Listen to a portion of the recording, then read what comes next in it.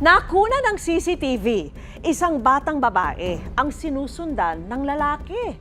At ang tumulong sa kanya, ang tinderang ni hindi niya kilala.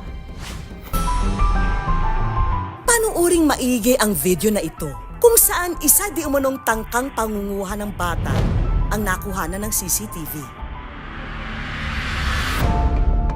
Yung araw po na yun, busy po kami dito sa kantin namin, tas ang dami pong bumibili. Hindi po namin napansin yung pagpasok ng bata. Pumasok ang bata sa tindahan para magtago. Ang pinagtataguan nito, lalaking sakay ng motorsiklo na tila hinahanap ang bata. Yung tao po, 2 beses po siyang umatras. Inihintay po niya yung bata talaga. Maya-maya pa, lumabas ang bata. Pero nang mamataan pa rin ang lalaki, dali-dali itong bumalik. At doon na nga nagsimulang umiyak at nagsumbong sa may-ari ng kainan.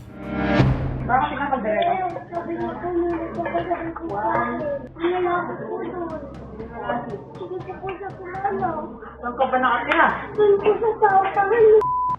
Paano ka? Kumukuha po sa akin. O, dito ka muna. May kumukuha sa'yo. Ako mo andiyan pa siya. Pero nang lumabas na sina Annalyn at kanyang mga staff, wala na ang lalaking tinutukoy ng bata. First time lang pong nangyari yun, ma'am. Kaya medyo natakot din po kami nun. Talagang sinubukan ko talagang habulin sana yung tao dahil may motor naman ako. Kaya lang, hindi na namin siya nakita. Agad-agad daw nilang tinawagan ang pamilya nito para sunduin ang bata. Naglalakad daw nga po daw siya pauwi. Bigla daw minto yung motor ng lalaki. Pilit daw siyang sinasama. Tara hatid na kita, sabi niya. Kaso sabi po ng pamangkin ko, magaling po siya. Sa dili lang po, bibili lang po ako. Ayon sa pamilya, hatid sundo naman daw nila ito sa eskwelahan. Pero nung araw na yun, masama raw ang pakiramdam ng ina nito kaya hindi niya ito nasundo. Pagkatapos ng insidente, naging mahirap daw para sa bata ang pumasok sa eskwelahan dahil sa takot. Lagi ko po sinasabi sa kanya na mag-pray lang siya palagi. Laking pasasalamat naman ng pamilya na agad sumaklolo sa bata sina Annalyn. Pagkatapos nga ng insidente, maski si Annalyn, nagdoble ingat para sa kanyang mga anak.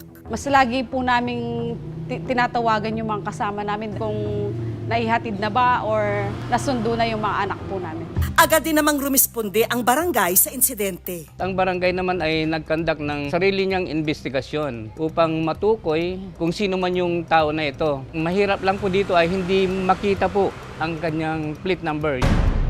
Bilang aksyon, Yung pong barangay po namin ay nagkandak ng security awareness po para sa mga sa school. lalo pat laman din ngayon ng balita ang mga insidente ng child abduction. Sa mga ganito ring pagkakataon, ang mga simpleng pagtugon at pagtulong kagaya ng ginawa ni Annalyn, malaking bagay na para makapagligtas ng kapwa. Kaya ito ang gagawin nating hugot sa ating social experiment. Kasi po pinipilit niya po ako sumakay. Totoo ba yung sinasabi mo? Baka naman nagdadrama ka lang. Alamin ang mga makukuhanan naming reaksyon. Hindi lang mga bata ang nabibiktima ng pananamantala. Partikular na ang sapilitang pangunguha mula sa taong hindi kakilala. Dahil mapaanong edad, hindi ligtas sa ganitong klasing modus. Kaya sa aming eksperimento, alamin natin kung paano tutugon ang mga tao sa kaparehong sitwasyon. Ayoko kuya, ano yun? Sa unang senaryo, ang aming kasabwat na babae na naglalakad sa gilid ng kalsada, susundan ng kasabwat din namin na lalaking sakay ng motorsiklo. Kakausapin at pipilitin na sumama sa kanya. Saan ka pupunta? Yan lang. Tara, sabay ka na sa akin. Hindi na kuya. Dahil sa takot, kunwari pupunta ito sa mataong lugar para humingi ng tulong. Ano kaya ang kanilang magiging aksyon? Excuse me po, pwede pong dito muna ako. Kasi kanina pa po ako sinusundan ng lalaki. Sige lang. Kasi po pinipilit niya po ako sumakay. Kilala mo ba yun? Hindi ko po kilala. Upo ka dyan para hindi ka malo. Sige, tawag na lang tayo barangay. Gusto mo? Para safety ka talaga. Tatawag na sana ng barangay ang lalaki. Nang biglang umiksena ang isa pa naming kasabwat na kunwari magdududa sa aksyon ng babae. Totoo ba yung sinasabi mo? Nagkasan ka ba? Taga dyan lang po. Baka naman nagdadrama ka Hindi lang kasi po, marami yung kasing lalaki ano po dito. kanina. Marami kasing ang gawa-gawa ng mga kwento dito. Hindi naman po ako nagbibiro, ate. Naniniwala po ba kayo sa kanya? Wala naman problema sa akin eh. Hindi naman siya iiyak ng ganyan kung hindi siya ano. Sir, paano po kung may kasama po yan na ibang tao, sir? Basta po, pinapopo lang namin kasi gusto niya nga siyang safety siya. Hindi naman siya masasaktan ng maraming tao. Mamaya may mga kasama ka dyan, kami yung mapahamak dito. Nanginili lang naman po ako ng tulong. Hindi naman po ako lalapit kung ano po eh.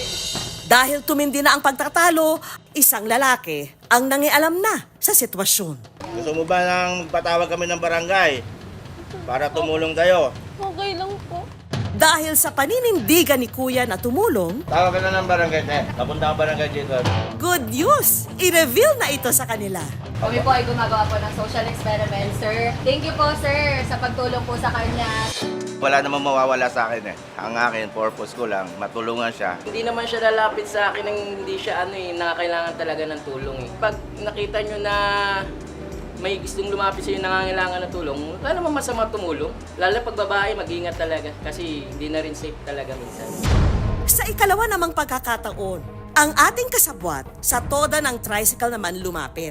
Excuse me po. Kanina pa po kasi ako sinusundan ng lalaki. Ayan po. Opo. Bakit? Pupunta po kasi ako dyan sa may... Bakit kita? Pinapasakay niya ako. Kanina pa niya ako pinipilit. Ay, hindi mo gyala yun. Hindi po. Pwede niyo po ba ako samahan kahit... Ang isang lalaki, akmang hahabulin. Kanina pa kasi siya sa akin. Sinusundan po kasi ako kanina pa nung nakamotor. Pinapasakay niya kasi ako. Time to reveal na. Social experiment po ito sa Good News, sa GMA po. Dapat tulungan kasi hindi natin alam yung balak ng rider. Buti nagpunta siya sa maraming tao. Dapat mag-report o kaya sa barangay para maalarma na may nangyayaring ganun sa lugar. Mga kuya, salamat po sa inyong pagtulong. Ayoko po. Minsan naman, ang pangharas, walang takot at harap-harapan ang ginagawa, katulad ng ating huling eksena. Papasok ang lalaking kasabwat at pupuntahan ang babaeng kasabwat na nag-iisa sa mesa. Ate, taga-saan ka ba? May kasama ka ba? Gusto mo, atid na kita pa uwi. Dito pa lang, may lalaki nang napalingon nang narinig ang usapan ng dalawa. Tara, sabay na kita. Ito na, may motor ako dun. Ayoko po. Tara. Ayoko kuya. Ano yun? Hindi, may motor ako dun. Hindi Balikan po. kita. Taga dito lang ako. Pati ang mga babae sa kabilang mesa, napatingin na sa eksena. Atay mo ko dyan, mabalik ako. Sinundan ito ng tingin ng mga kumakain na tila napatigil sa pangyayari. Pwede po po. Dito muna ako. Hindi makadala yun? Hindi pa. Kumakain lang ako eh. Tumayo ang babae. Dala-dala ang kanyang cellphone para tumawag kaagad sa nakapaskil na numero ng pulis. At bago pa makatawag, social experiment lang po mga kapuso. Sabi ko, tatawag ako ng pulis ay umiiyak pa siya. Ba yun, katulad nung ginawa niya, dapat tumabi siya sa maraming tao tapos tatawag ko na otoridad. Ayon sa isang psychologist, posibleng magka-trauma ang sino mang makararanas ng ganitong sitwasyon. Ang vulnerable age group kasi is yung mga kabataan. Maaring matatakot na silang lumabas ulit, lalo na kung sila ay mag-isa. Maaring matatakot na silang makipag-usap sa mga people, especially kung stranger, and to develop that trust. Makatutulong daw na may makakausap ang mga biktima tungkol sa pangyayari. Huwag silang iwanan mag-isa para they would feel safe and mas mararamdaman nila na sila ay ligtas. Ayon naman sa PNP Anti-Kidnapping Group, para makaiwas sa ganitong klase ng krimen, kung nasa labas, iwasang gumamit ng mga gadget o dumaan sa madidilim na lugar. Maging mapagmatyag sa paligid. Magdala ng mga kagamitan na magagamit para maipagtanggol ang sarili. At kung sakaling makasaksi ng ganitong insidente, tumawag sa PNP Anti-Kidnapping Group Hotline. Sa ganitong pagkakataon, huwag matakot humingi ng tulong dahil marami pa ring handang sumaklolo para sa kaligtasan ng kapwa-tao.